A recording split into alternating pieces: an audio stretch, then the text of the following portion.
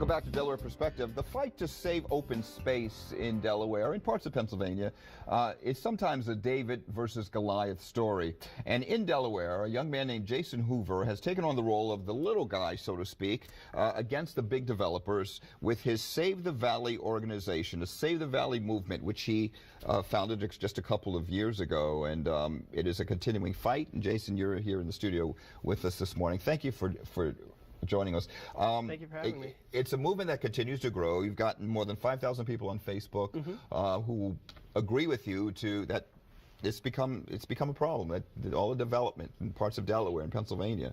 Now, you were a runner and you saw the need to start the Save the Valley movement. Talk a little bit about that, because you used to run through parts of Beaver Valley, and you just started noticing that, you started seeing less and less of it as you were running. So talk about the inspiration for the Save the Valley movement. Right. So, growing up in North Wilmington, I was, blessed with this huge expanse of open space to run it.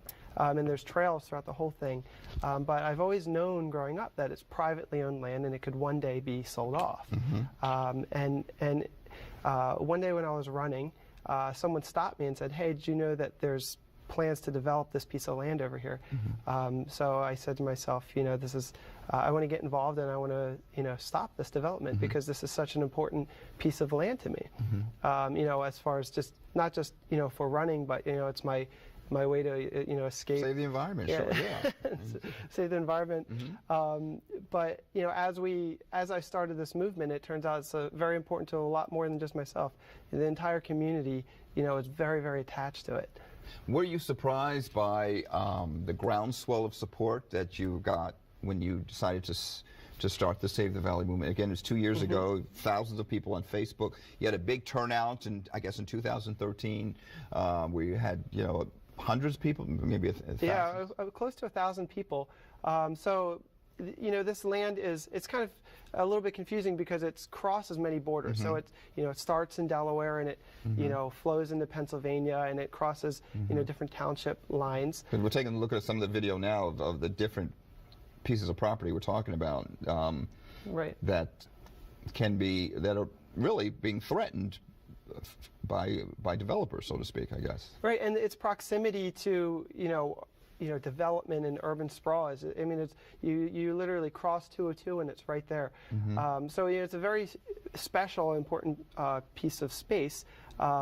About half of the land was just turned into Delaware's first national park, 2 years ago. And about half the land is saved and the other half is slated for development. So, a lot of people are very upset by that. And they want to, have that land saved, either join the national park or just become privately held land that has a land conservation easement on it. So why should we care, really? I mean, why should the average person care, about the fact that development, is happening at a breakneck pace through parts of Delaware and parts of Pennsylvania, and why is it important to know that there are movements like Save the Valley out there? Why should it matter to us? Well, a lot of people moved to the area, because of the open space that used to be here. Concord Township used to be Concord Township is where the current development plans are in Pennsylvania. And, they moved there because of all the open space. It was a very rural community 50 years ago, and it's been, very quickly built out. And now there's just this very last stand of open space left, which is why people originally moved there. We have to protect it. It's important, recreationally for hikers, bikers, horseback riders, runners. It's important ecologically. There's endangered species. There's protected species in there.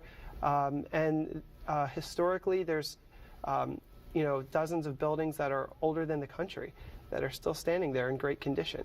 And all of these would disappear, just to put in some high-density housing developments. Well, and there are people who would say housing is good, so, we'll talk about that aspect in a bit. But what is the strategy for 2015 for the Save the Valley movement? Because we know that there is, legislation, there's the buy right proposal that we can talk a little bit about, but what is the strategy for the Save the Valley movement, your movement, as we move into 2015? So what our strategy is to educate the public on the issue, and really oppose the plan that the developers came to the table with. So back in 2013, when we had this big rally, the developers had submitted what's called a rezoning proposal, or they wanted to build more houses than they were currently allowed. You're talking Pennsylvania or Delaware? This is in Pennsylvania. Pennsylvania, okay. Yeah, Delaware hadn't had any plans drawn up yet. Okay. And the entire Concord Township section would have been developed. So it was 550 houses and 220,000 square feet of commercial space. And people were very upset about that, so we rallied about 1,000 people to show up to this meeting, and the developers withdrew their proposals. Now, they've since come back with what's called a by right plan, meaning what they're currently allowed under the current zoning law.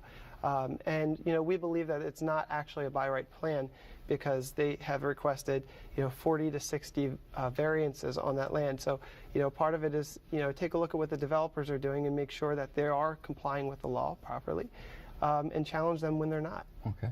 Well, we're going to take a break, but when we come back, I want to talk a little bit about the opposition that you've been facing from developers and local government to some aspect. I mean, in some ways it becomes political, and we don't need to talk politics, but there has been some opposition to just a young man who was just trying to save the environment and save the different places of his community that he likes to run through. Stand by. We're going to continue our conversation, but let's take a quick break. And Delaware Perspective will continue right after this.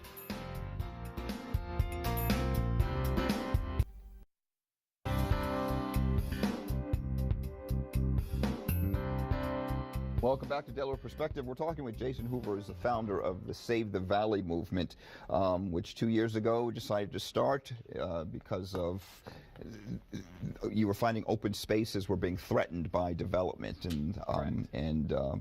and so many reasons why people moved to parts of Delaware and Pennsylvania is because of the open space, and it was starting to become diminished a little bit. You face some opposition from developers, needless to say, who want to build houses or malls, whatever. And has their opposition been surprising to you as far as the level of opposition? I mean, has it gotten to a point where you kind of wondered, have I bitten off more than I can chew here? Yeah, absolutely. I grew up in Delaware, so I guess the politics there, you're a little closer to your representatives, whereas kind of like a boys club and across the border. And we did, I've come up against a lot of opposition in Concord Township. Kind of the laws are very favorable to developers, and they were, I think they don't like that, maybe we could be threatening their way. So yeah, I've been, a lot of times I've been threatened personally, or really? threatened to be by township officials, threatened to be sued. There's been mailings blasted across the township with all of my personal information on it to tell everyone to stay away from me. So it was a little, I thought it was a little unorthodox way of, running township. But sometimes I wonder, wow, I didn't expect that, and I start to think, what am I getting myself into? But then when I go back and see all the support that we have and all the people who are just so happy that we have this organization, then that recharges me, and I'm ready to go again. Well, that's certainly good to know, and because again, we're just talking about a volunteer organization that is funded basically on donations from people. And again, if you were interested in donating to the Save the Valley movement, you can go to the website, savethevalley.org, and there's a donate button right there. Yep, there's a donate button at the top, and we try to be a little creative, so you could actually pledge a monthly amount. So we call it the smallest sacrifice pledge. So if you want to give up the price of a movie ticket, or the price of your gym membership that you're only going to use for 1 month out of the year anyway, you could pledge that amount every month, or you could just choose to donate once. That's great. Well, again, the opposition from developers and local governments, and and feeling like what have I gotten myself into? It must, on the other hand, be inspiring when you see so many people who are willing to join, willing to donate, who want to be a part of this movement. Absolutely. It's really encouraging, driving around, you see our bumper stickers everywhere. Here's our Save the Valley bumper sticker. Here, hold that up. Yeah, there it is. Sorry. Save the Valley. There we go. Right. Okay, Save the Valley bumper sticker. We have 2 of them out there, so look for them. You get your free bumper sticker on our website. I'm pleasantly surprised all the time when I'm just going somewhere and, I mention Save the Valley and people say, oh, I've heard of that organization. I love it. Thank you for the work that you're doing. It's really encouraging. That's great. And you made a point, and I'm sure you want to emphasize this, that you're not necessarily blocking development, but you also are offering a solution. Correct. As well, so that right. So that there could still be a preservation of open space, but at the same time there can be some type of development as well. I mean, you're not necessarily 100% against development. Right. We're not 100% against development, but we do feel that this is a particularly important area for historic, ecologic, recreation reasons. So we recognize that we can't just say, hey, you can't develop here. We have to come up with a solution.